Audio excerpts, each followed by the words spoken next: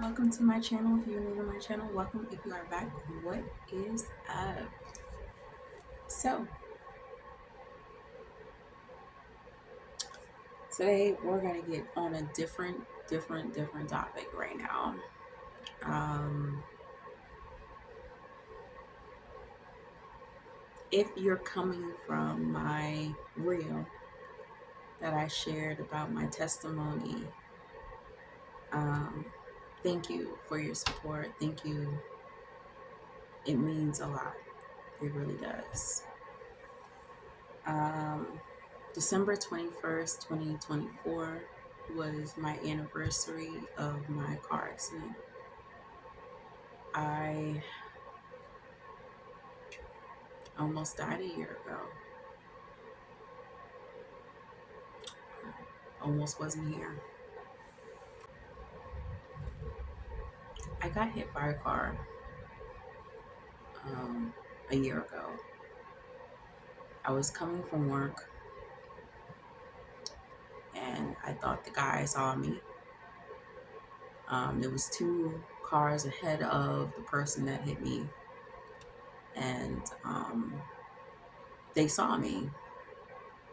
And I looked in his windshield like I looked into everyone's windshield to kind of signify, hey, and confirm that you see me, so either you go or I go.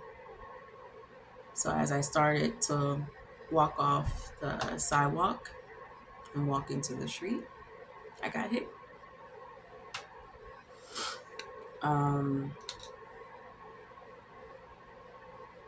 so that confirmed that he didn't see me, or he was in a daze or whatever. I'm not exactly sure, because when I tell you I looked into his eyes through his windshield, I looked into his eyes. So I don't know how he didn't see me. Um,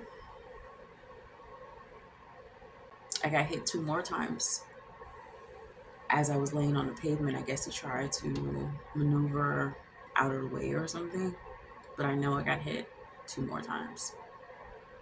Um, so while I was on the pavement, I didn't feel anything. Um, my body was in shock. I didn't feel any pain. Um, I was very conscious of what just happened, even though I didn't know the severity of how bad it was. Like, I didn't know what was broken, but I know I was broken somewhere for sure. Um, so the people I came around me, got out their cars, came around me. One of them was a nurse. She was just trying to keep me calm, because my heart was like this, panting out of my chest.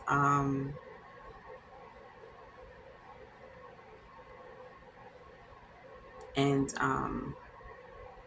I was just trying to keep calm. The guy did get out of his car. An older gentleman um, came up to me in front of other people and said he didn't see me. That's all he kept saying. Um, yeah. Paramedics came on the scene and cut me out my clothes and put me in the van, put me in an emergency vehicle, and we headed to the hospital. Again, I have no idea what was broken or anything like that. I think people was even kind of surprised I was even awake, that I didn't lose consciousness just yet. Um, I don't know. I really can't explain that part of it, like why I was conscious through this whole process. But they put me in a helicopter to ship me off to another hospital that dealt with trauma patients.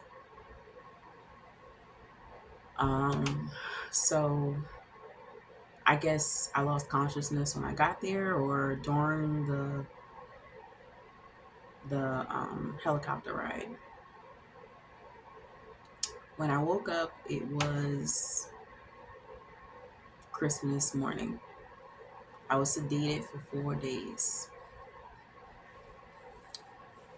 Um, they took the breathing tubes, well, the tubes out of me. I woke up and my family had came to visit me. Um,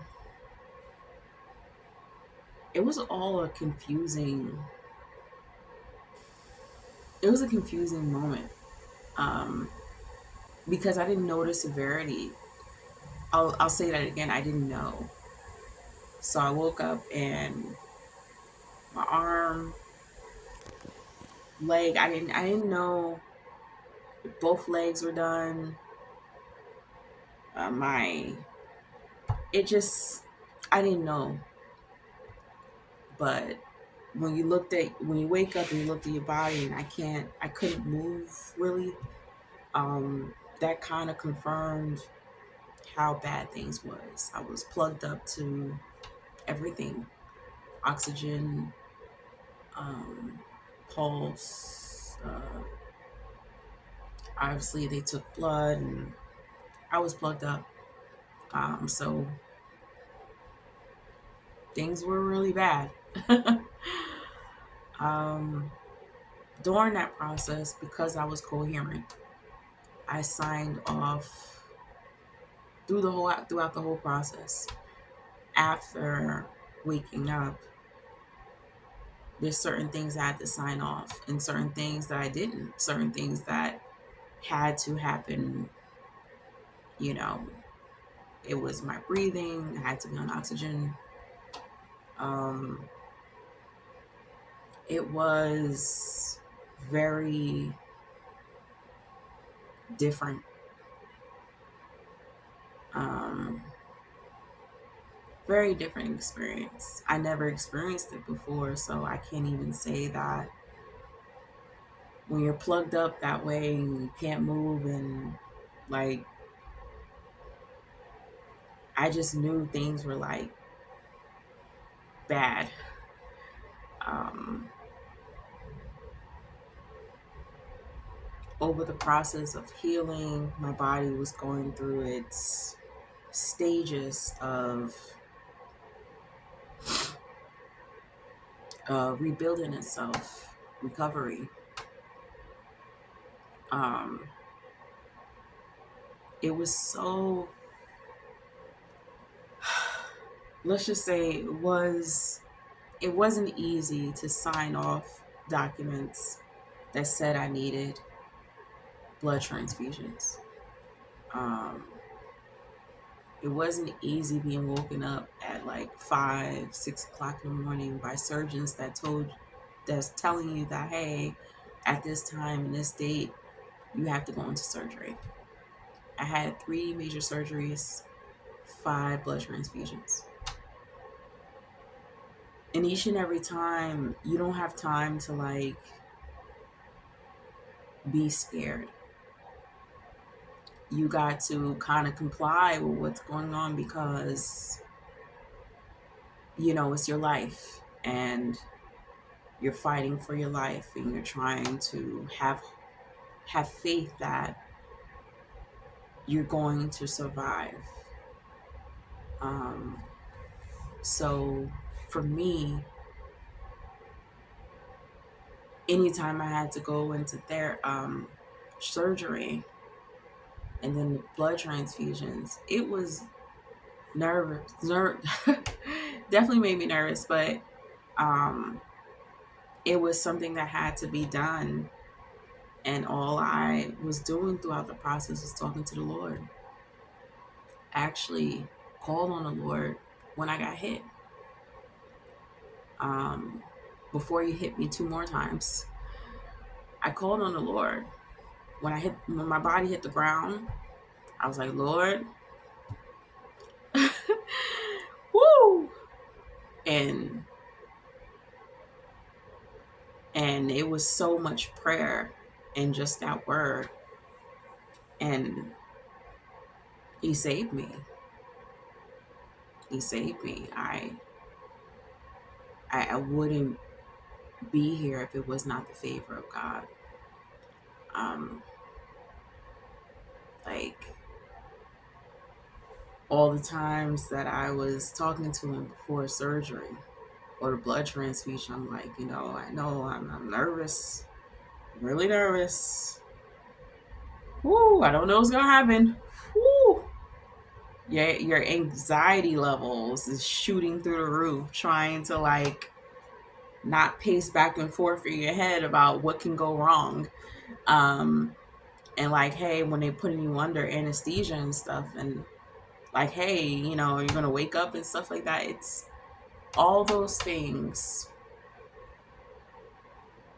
Your mind doesn't have time to like process every little detail of it. At least my mind didn't. My mind was just like, okay, I'm gonna talk to the Lord, and then we're gonna go. I'm gonna talk to the Lord, and then we're gonna go. And that's what I did. And I left it at that. Because I don't have time to be messing with my blood pressure, getting my heart all frizzled out, and they got to put me under. I didn't have time. You don't have time. When it comes to people trying to save your life, um, they have to go and do it right away. When it's a certain time for you to get a surgery, they have to prepare you right away. And that's not mentally prepare you. They just gotta let you know what's like going on, and everything should be fine. And they're coming at you, as professionals, as because that's their job, and they're trying to make it an easygoing conversation. So it's like mentally and emotionally, no, emotionally, they're not going to connect with you or try to ease your anxiety, stress, if not fear. Like they're not trying to do that at all. It's just not a lot of time to do so. Some of the caregivers they'll pray for you, and they prayed over me, and I was grateful, so grateful, and so humbly grateful, because whoo, each and every time I had to face surgery and blood transfusion, I was by myself. My friends wasn't around. My family wasn't around. Those major things that I had to go through was like me by myself at those times where I'm like, ooh, I wish I had somebody to hold my hand. Woo! I have nobody to hold my hand, for real? Okay. So I relied heavily on God at that time. And the prayers of others was just, icing on the cake. Loved it. So throughout this process, I feel not only favored, but blessed. And I know there's a reason I'm still here. I don't know what it is. I don't know if I'll ever find out during my life here, dealing with my human experience. But I'm grateful that I still have my life intact. The thing about life and death when it comes to humanity, some people try to make you feel afraid of moving on and passing on, and making it seem like it's such an unnatural thing when it's the most natural thing in our society. Well, in life, period. Like everything lives and dies. Um, but they try to make it so vague and that you should be afraid. I wasn't afraid. At any time during this process, I could have passed away. At any time, surgery could have went wrong. A blood transfusion could have went bad. But I wasn't thinking that way. I didn't put those words over me, no spell over me to make it seem like things were gonna go wrong. I didn't do it. I knew, like, hey, if I'm talking to God, everything's gonna be fine. Everything's gonna be fine. Everything's gonna be all right. I don't know how it's gonna look or how it's gonna feel, how crazy things are about to be, but it's gonna be all right. I'm kicking. She's kicking. But I wasn't afraid. Get him, Lefty. Facing that alone was big for me. But it was honest. It was honest. I was honest about what I was going through. I didn't try to deny what was happening to me due to this accident. I didn't try to like ignore what I was feeling. I felt each and every emotion. Every day was different, just like every day now is different. Just because it's a year later doesn't mean it doesn't affect me. When the anniversary was even coming close to that date, some people was asking me how I felt, because I am close to some of my family and I do go to therapy. So some people asked me how I was feeling or how am I feeling knowing that it's coming up on that date.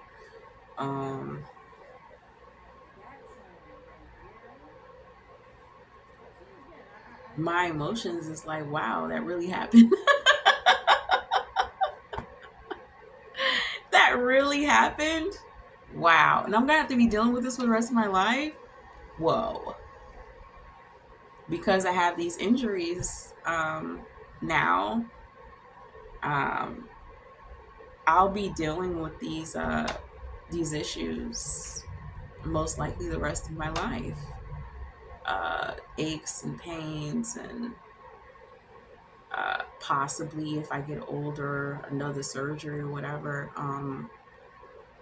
It's just dependent on me and what I'm doing in my life, and I'm very limited now. I'm disabled, so I walk with a cane now, and it's different. It's different now. Life is very different, and it's not nowhere near what it used to be because of my limitations, and that I cannot. My mind can be like, oh yeah, like we can do this, we can do that, we can do this, and my body is like, you can't do this. Try it and get caught up.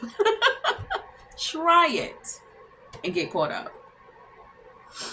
So I've been learning over the course of this year to be kind to myself and to be kind to my body, understand mentally and emotionally that I'm not the same person I was a year ago.